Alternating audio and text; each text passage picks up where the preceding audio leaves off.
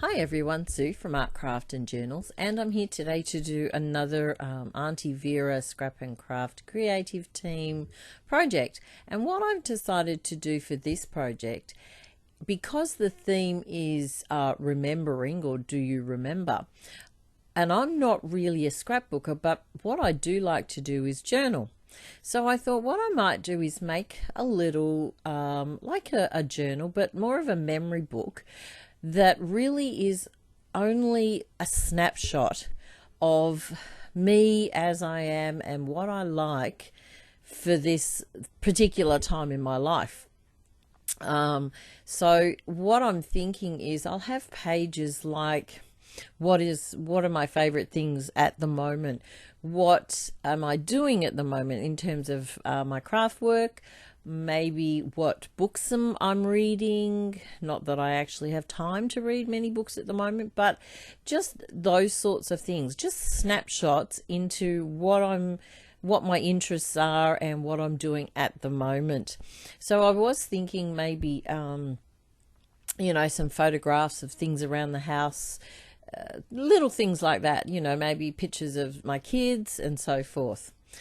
So what I'm doing now is, you can see I've grabbed a box that was a small laminating box, and it was pretty much perfect. So I was lucky with that. But you could use a cardboard box as well, like a cornflake box or cereal box, and you don't necessarily need a spine. It's only a fairly thin journal anyway. So you could just simply cut a piece of cardboard, fold it in half to the size that you wanted.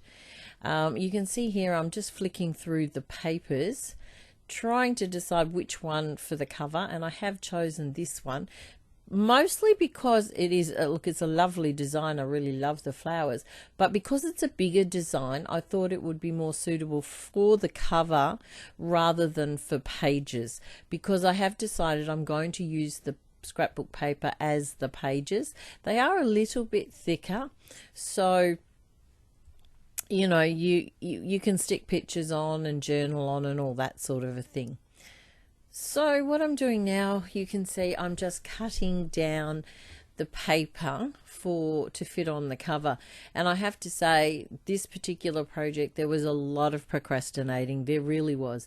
The actual video itself was over an hour long. I think it was about an hour 15 minutes. So I've managed to edit a lot of the procrastinating out and speed it up for you, because otherwise it would be incredibly boring. So hopefully it won't be too bad now.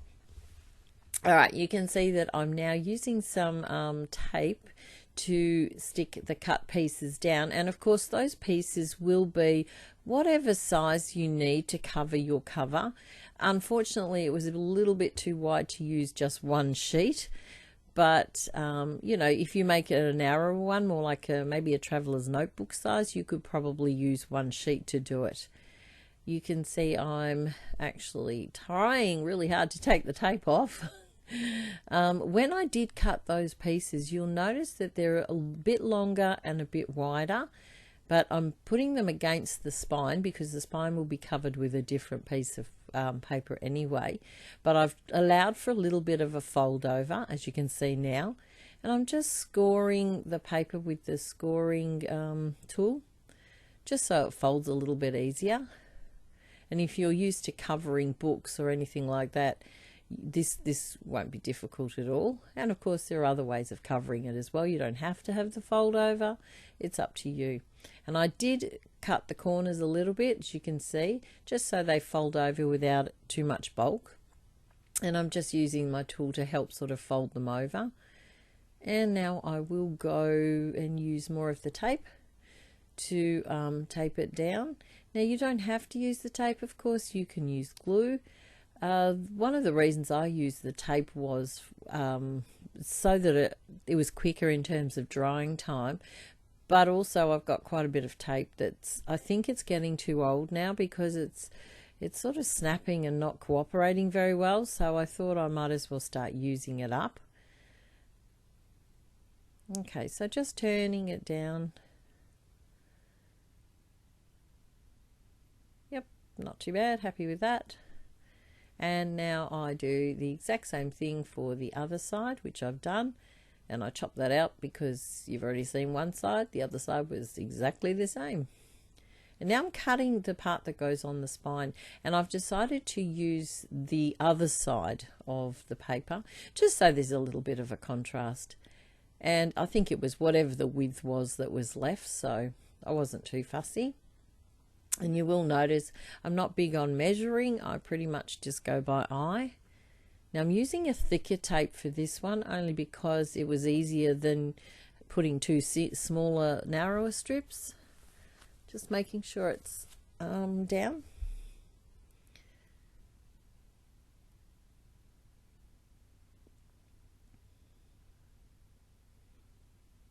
And putting it in place. And now I'm going to use some tape just to tape those bits down as well, those flap bits.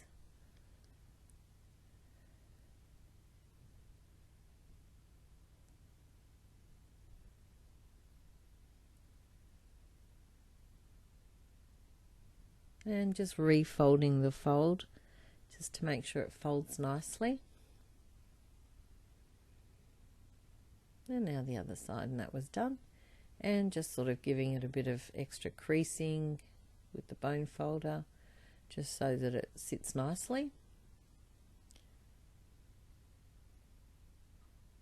And turning those edges up as well. And I'll use some tape to attach those.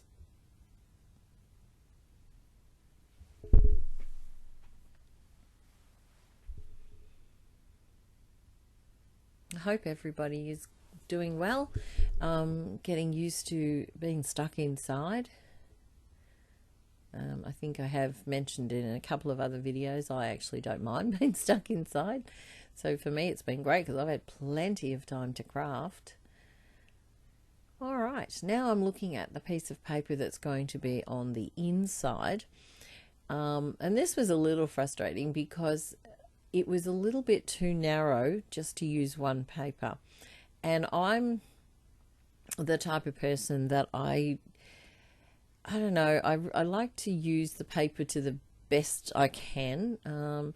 And for me to cut two pieces for this and then attach them together, I don't like doing that. I figured, you know, I'll probably put something else in there anyway. So I thought, doesn't matter if there's a little bit of a gap. Now, I did have a little bit of a fiddle with this because it just didn't seem to want to lie properly down.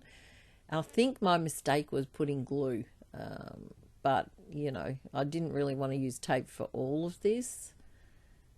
So I did decide, I was a bit unsure which side to use. I thought maybe I should use the other, but then I went, no, I think I like the little flowers. So I had a little bit of a fiddle. I did half of it first. As you can see, then I removed the center tape and then glued the other side. It didn't lie as flat as I would have liked to start with, and that was probably because I didn't leave it time to dry. You really do need to leave it enough time to dry. But I had a bit of a fiddle with it and used the bone folder, and eventually I got it to sit flat.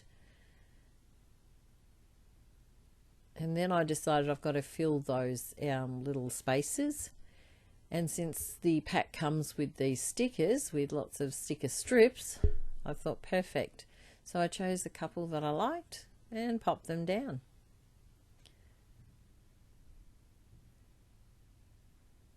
I really did like that actually. I thought that was really nice.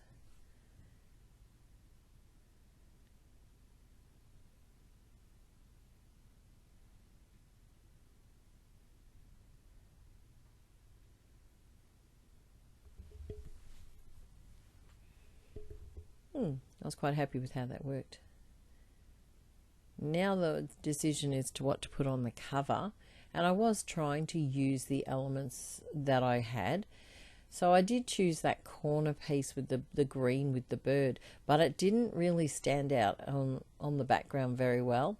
And even with this lace that I cut, I still wasn't entirely happy with it, but I sort of thought, no, look, you're being too fussy again. I'm trying really hard to sort of not fuss too much about stuff, because it really hinders you sometimes. So I've really worked hard on not expecting perfection every single time, or my idea of what's perfect. So I thought, no, I'm going to do it like this, and that will be it. I did, however, distress the edges of that image a bit later, you'll see. And then I decided I needed some more lace. So I've cut some vintage lace that I got in an op shop. I've got two pieces, one for the front, one for the back. And I do glue that down with craft glue. And you will see that I choose a sticker to go down there as well. So just gluing everything down now.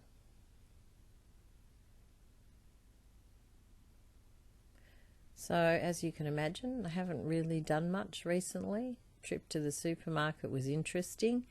You know, we sort of have to go through like a queuing area. Fortunately, I go in the morning, so there's not too many people queuing when I go. Bit of hand sanitizer as you go through, and wipe the trolley and so forth. And then try to go through the supermarket without getting too close to anybody. It wasn't too difficult, as I said, because I went so early, but I can imagine later it'd be more tricky. The aisles, unless you're sort of skirting the edge of the right close to the shelves, it's very difficult to stay 1.5 meters away from people. And I did notice that some people didn't seem to really take much notice of that. You know, it's a bit frustrating when you're trying to and nobody else seems to. So I did end up having to wait for people to move quite a bit too. And all I really wanted to do was get in, do my shopping and go back, get out and go home. But anyway, as you can see, I've put the lace on both front and back, and I've put the sticker strips on there, and I'm quite happy with that. I do decide to add a little bit more to the cover in a little while. You'll see what I do. This is a pocket that I'm making. I figured I might as well have a pocket in the front. So it was just simply me cutting more or less a square, folding it in half so that it has a flip up section. Decided I liked the flowers better than the other side. And then I thought the other side would be better if I wanted to do any journaling in there as well. So you can see I'm just using the tape once again to tape it down. I could have, I guess, left it as an extra pocket. I didn't even think of that while I was doing it.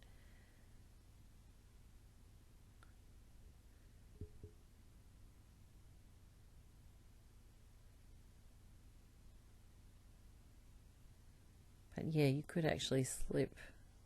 Oh no, you can. Yeah, it's a pocket, so you can slip something inside, and you flip it up, and you can make any little bits of journaling that you want in there. Maybe, I don't know, your name, the dates, something like that. And then I just remembered that I do have some of these long little pearl sticker strips, and I thought, you know what, perfect opportunity to use them.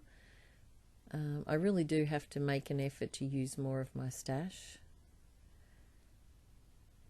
because I'm kind of, I don't know, like a lot of crafters, I guess, I buy things and think, oh wow, I'm going to, use this for a special project. And I don't know about you guys, but special projects, they never seem to come along, that. So I figured, why not use them on any of the projects, because, well, they're all special. And now I'm just deciding the papers to go inside, and having a bit of fiddle with the zoom. And I did cut one as a sample piece, which I figured wasn't too bad. I do end up doing a little bit of trimming again later.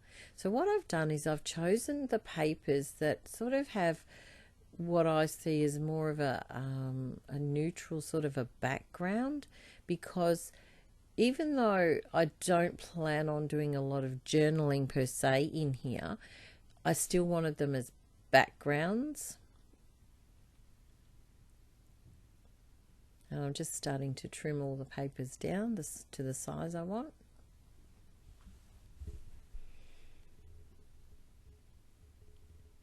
And the pages that I do decide that I'm going to journal on, I'm thinking I'll make a tag with a pocket, or maybe just attach some plainer paper onto the pockets, onto the page. I don't have a lot of time for journaling, so in my mind I'm thinking of making it something that I can do fairly quickly. And just folding all those pages now.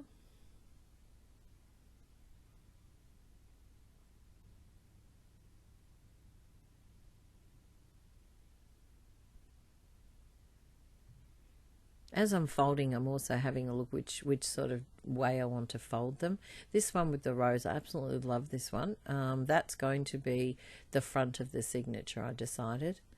And I think I decided I needed another one. I don't think I was happy with how many. I think I did 5, and then I think I might have done another one. Of course, how many you do is entirely up to you. I figured that it's really, as I said before, just a snapshot, so I don't actually want lots and lots of pages. But of course, that's entirely up to you if you decide to make one. And just trimming it a little bit because it did stick out a little bit too much for my liking.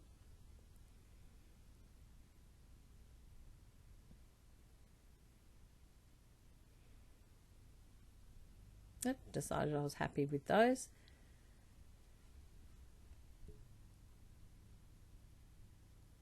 Now I'm working on the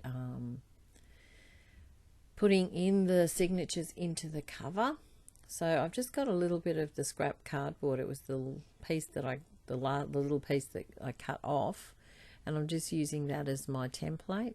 So marking the halfway point and about 2 centimeters in from the top and the bottom.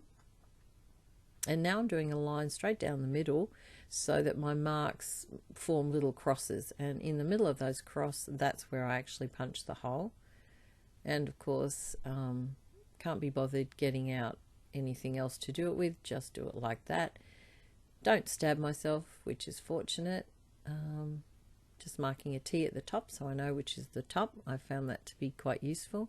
And what I'm doing is just pushing the pencil into the hole to make markings. And not that you can see them very well, but there's 3 holes there, or marks there. And now I'll just again punch the holes with the awl. And I sometimes go through the back as well. Sometimes you get a little bit of, it makes them a bit smoother.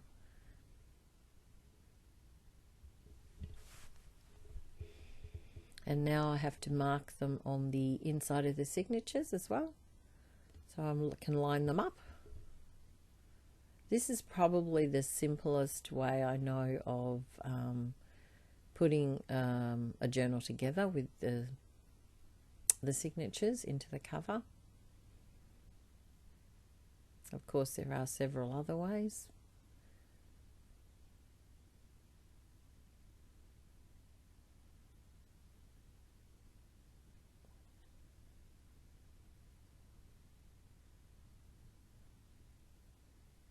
And just poking those holes again. And I couldn't see the last hole there because the pattern paper was the same color almost as the pencil, so I had to redo that one. So yep, 3 holes. You'll see I have paper clips holding it as well. Now I was deciding what I was going to use to bind it with. I did decide I would use those strings. First I was going to use the pink, but the pink was a bit too bright. It was what I considered a too modern pink, so I went with the green. And of course, having fun threading the needle. Took a little bit, but got it in the end. And I always like to use this really long needle. Just gives you plenty of room to play with when you're poking it through. It's funny, I nearly did a knot in the end then, and then I did stop before I actually knotted it when I realized, no, you don't need a knot. So just pulling it through the middle, up to the top, through both, then straight down to the bottom. You can actually do a figure 8 type of thing too, but I prefer just to do the straight down and then back up through here. And of course it's really important that you don't go through the thread that's already there, because it does make it very hard to tie. And I do a little bit of fiddling just to make sure it's tight.